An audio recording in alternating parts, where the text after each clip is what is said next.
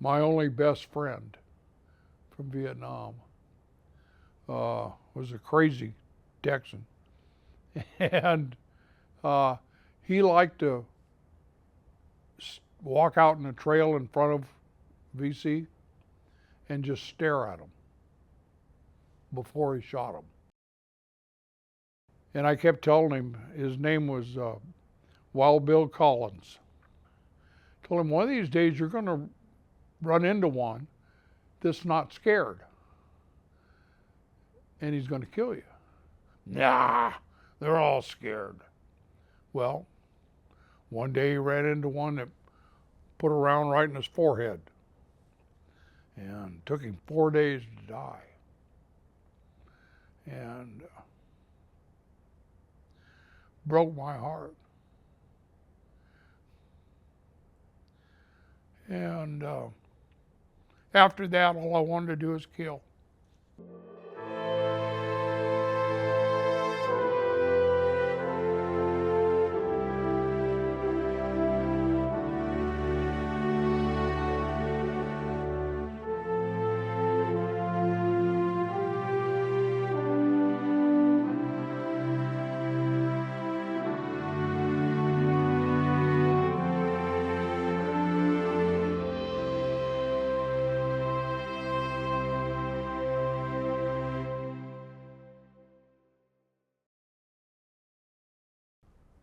One of the guys that was monitoring the radio that night in the forward fire support base got the news that Collins had died. He came to tell me, and I told him, good. He said, good? I thought you and Collins were best friends. I said, we were, but he would not have wanted to be a veggie. So it's good that he's gone.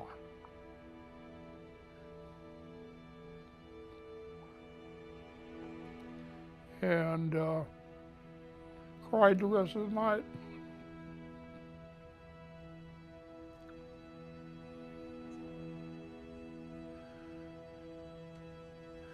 And you say you were on a bit of a path of vengeance after that. I don't remember much of the missions after Collins died. I was just crazy. The guy that was my team sergeant was killed, and I was laying next to him on a stretcher, and I kept talking to him. He was 29 years old, had 4 children, and he was dead, and it just it's haunted me for 55 years. That you get that, I don't know, that survivor's guilt, I think is what they call it, but how come he had to die? And I wasn't married at the time, so it doesn't make any sense to you. But it's and you can't you can never get rid of that picture. You find them on the ground, they're bleeding all over themselves. You do the best you can to patch them, trying to get them out of there, and it was at night, and it took quite a while for the Medevac to get in, to get everybody out. And I don't know to this day whether I didn't really find out till the next day that he didn't make it when the commanders came up in the hospital, but it still is, it's a trauma, and just a trauma, and it just never goes away, but We lost a few men in our company. There were other companies that lost an entire team. We did lose a few. One of the best radio operators that I ever saw was a man called John Looney. And this man would be on the radio even in the middle of the most vicious firefight. And his voice was always calm, cool, collected. And at points when they would not believe that someone was in a firefight because he wasn't all that excited. He was very good at that job. We gave up a life that was pretty secure and pretty safe. We left our families, and thought we were going to die at 20 years old. You don't think you're going to die, you spend all that time, and you know, there's a lot of guys that did die. I lost one kid there. I had gotten there, Robert Lee Johnson. He got there about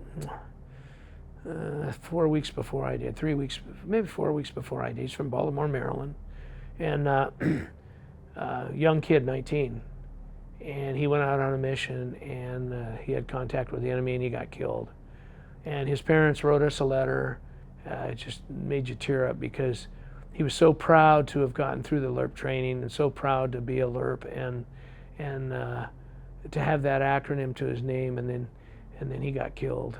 See guys that might be 20 years old and they look like they're 50, because that's the effect war it has on you.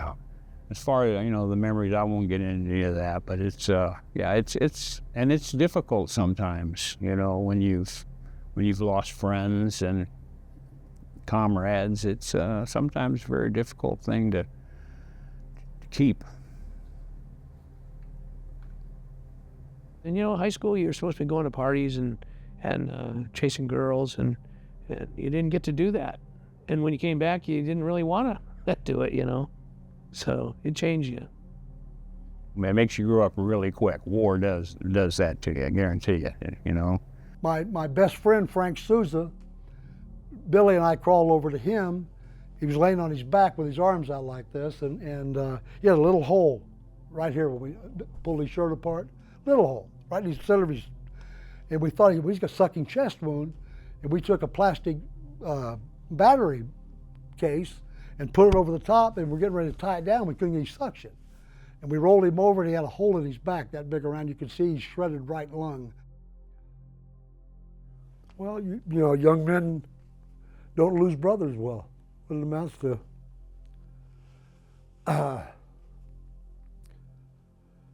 It's tough to go through that. You don't have time to analyze it. You just react.